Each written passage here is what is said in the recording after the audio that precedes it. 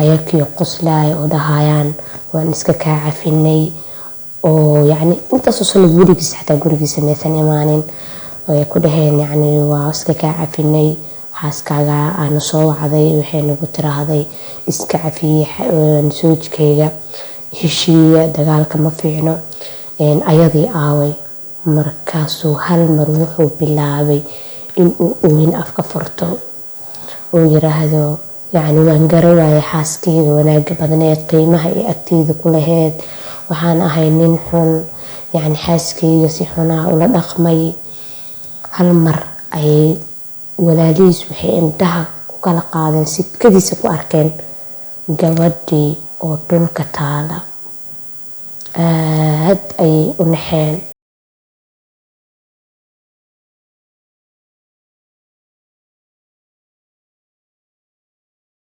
السلام عليكم ورحمة الله وبركاته أصحابتك كحران أم سونا وين السلامين للبود دفع عالم كجوكتان انت اوتها مالين ماني ونكسن ومركلة اي فيديو عصب اما مقال عصب أصحابته إلى جوكتي آد ككري وقادة يدير قليس مرب وحايد الله وما سنتهين هنا نتغن جوغا أصحابته عصب وحايد الله ولا الميشك كذوذا مدو نوغا لغا سودو وادا دينا كواجر الكينة أصحابتك رالي صبير تأذين كده سودو وادا maanta waxaa inoo wadaa qiso aad iyo aad cajiib u ah insha Allah waxaan rajeynaa inaad ka heli doontaan qisadan waxayna tusaysaa yacni sabarka iyo dulqaadka in yacni maasha Allah oo wax weyn lagu gaaro waa isla baxbaxay maanta marka meel weyn in lagu gaarayna tusay marka waa isla wada arki doonaa waxaan ka codsanayaa mar kale iyo mar kale inaan dhex marto wada shaqeyn daahfuran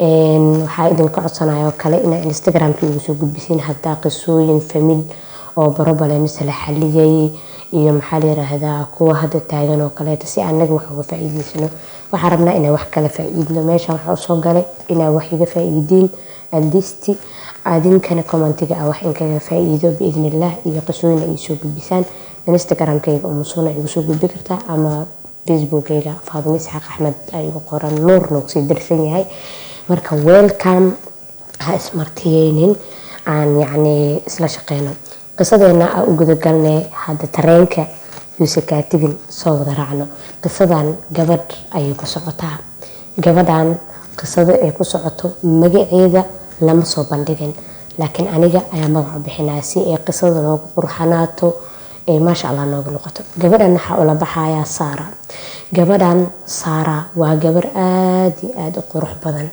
oo tii qurux ahayd Ilaahay dusheeda oo dhigay Saara waxay ka dhalatay famil faqriga aad iyo aad oo dushooda u dhigay ama sabool ah yacni cuntada ay helaan ayaaba dhib ku ah saboolnimo darteeda Saara waa gabar Ilaahay diinta aad iyo aad u wanaajiyay dhankeeda oo aad ugu fiican diinta mar walba Ilaahay waxay ka barisaa Saara inuu faqrigan familkeeda hareeyay oo maalin uu ka dulqaado Saara maysan iloobin ama waxay raali ku noqotay qadarta Ilaahay sababtoo ah bini'aadanka wuxuu dhan uma kaamilnaba Saara faqrigaas ayay ku dhex nooshahay waqtiga wuxuu socdaba Saara waxaa soo doontay nin taajir ah ninkaas taajirka ah ee Saara soo doontay aabaha dhalay Saara wuxuu ogaaday ninkaas in uu yahay mid aan salaad tukanin subhanallah wuxuu kaloo ogaaday mid ah inuu ka qaatay walaalihiis yacni dhaxalka isla lahaayeen wuxuu kaloo ogaaday inuu yahay qof aad baqiil u ah laakiin damac ayaa galay sababtoo ah waa famil faqrigu oo aad u kordhagay raadinayaan mar si ay nolol fiican u heli lahaayeen gabadhiisi ayuu ku qanciyay wuxuu ku yiri waxaa macquul ah in aan faqrigan uga baxno ninkan wuu u sheegay inta wax ninkan leeyahay gabadhiisa kama una qarin wuxuu yiri waxaan ka codsanayaa in aad yacni noqotid qof hagaajiya ninkan maadaama uu yahay qof aad iyo aad yacni dhin walba ka xun, nin aad u xun uu yahay. maxaa yeelay waxaan ogahay sabarkaaga iyo sida aad diinta ugu wanaagsan tahay. saara aabaheed warkii way ku ogolaatay. waxay tiri waxaa macquul ah in yacni ay kheyr ii tahay, sababtoo ah nabiga ayaa sheegay sala allahu calayhi wasalam qof kasta oo yacni muslim ah wax walba oo ku dhaco, kheyr ha noqdaan ama shar, waa u kheyr. yacni kheyrka sharta hadday ku imaato waa ku sabraysaa, kheyr hadduu ku imaadana ilaaha u mahadnaqaysaa. sidii ayay saara iyo ninkii aadka u xumaa ay ku aqalgaleen. laakiin maxaa soo socda? saara markay ninkii aqalgaleen oo guursaday, waxay bilowday sidii ninkeeda u bedeli lahayd, ninkeeda uga dhigi lahayd nin dhanka diinta ku wanaagsan, oo xumaantan uu ku dhex jiray ee caadadiisa noqotay bay uga bixi lahayd. kama daasho saara, mar walba waxay ku celcelisaa inay tiraahdo salaada tuko, saaxiibada xunxun iska daa, walaalahana xaqooda iska sii. laakiin sidii ugu celcelinaysay, ninka mar walba ay u sheegto saara war, wuxuu bilaabaa inuu ku xadgudbo oo dilo oo nacaayo. laakiin saara waa gabar aad u sabar badan, way ku sabartaa, ilaahay u barisaa. waxay tiraahdaa ilaahay uu soo haday oo wadada toosan, yacni maalin ma i tusi kartaa isagoo wadada toosan qaada. waqtigii wuxuu socdaba, saara iyo ninkeeda waxay isqabaan muddo dhowr bilood ah. ninkeeda ayaa maalin maalmaha kamid u yimid, wuxuuna u sheegay saara in ay usoo baxday shaqo uuna ku maqnaa doono 2 maalin. sidii ayuu saara ku wargeliyey, wuuna baxay. saara waxaa la soo darsay ama qabtay xanuun. waxay wacatay hooyadeed oo taleefon u dirtay. hooyadeed waxay u keentay dhakhtar si saara yacni xanuunka haayo loo ogaado. markii saara la baaray, waxaa la ogaaday ama saara ay ogaatay in ay tahay xaamilo. aad ayay u faraxday, ilaahay ayuu mahadnaqday.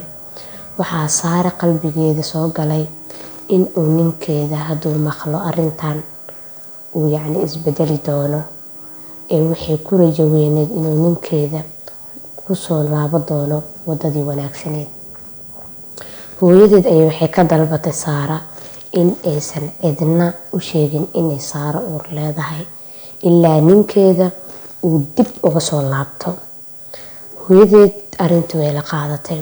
waxay tiri waxaan rabaa ninkeyga inaan kadis uga dhigo ama maxaa la yiraahdaa surprise, si markii uu ogaado uu u farxo, yacni cunuggiisa ugu horeeyay uu arkaayo ama aabbo uu noqonayo inuu isbedelana ay macquul tahay. saara isla markii waxay wacday walaalihiis ay muddo aad iyo aad u badan kala maqnaayeen.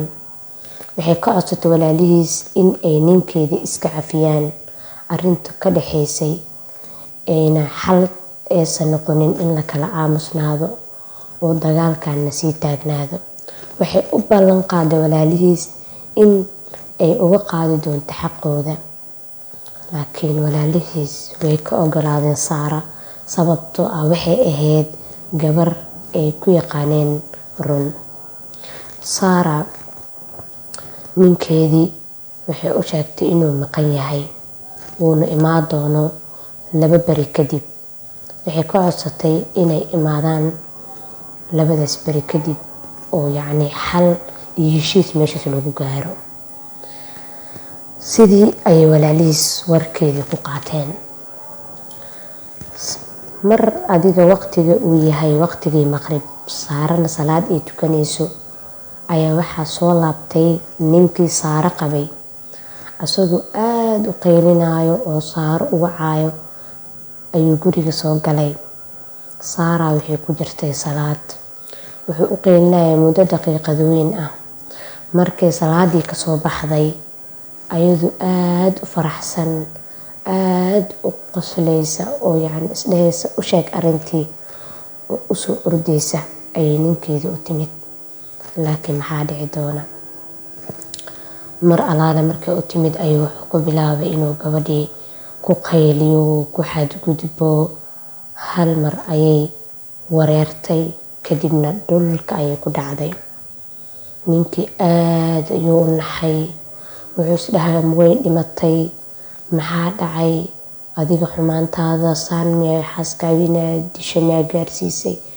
yacni muddo 1 saaca ayuu gabadhii kor fadhiyay. isagoo gabadhii kor fadhiyo ayaa waxaa soo dhacay gambaleelka guriga, ama gurigaa lasoo garaacay. kadib wuu yaabo, waqtigan yaa soo socda.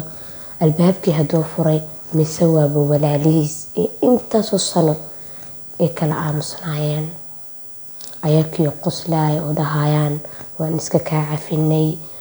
oo yacni intaasoo sano gurigiisa, xataa gurigiisa maysan imaanin. way ku dhaheen yacni waa iska kaa cafinay, xaaskaaga aana soo wacday, waxay nagu tiraahday iska cafiye soojkayga, heshiiya, dagaalka ma fiicno. ayadii aaway. markaasuu hal mar wuxuu bilaabay inuu oohin afka furto, uu yiraahdo yacni waan gara waayay xaaskayga wanaaga badneed, qiimaha iyo agteyda ku laheyd. waxaan ahay nin xun, yacni xaaskayga si xunaa ula dhaqmay.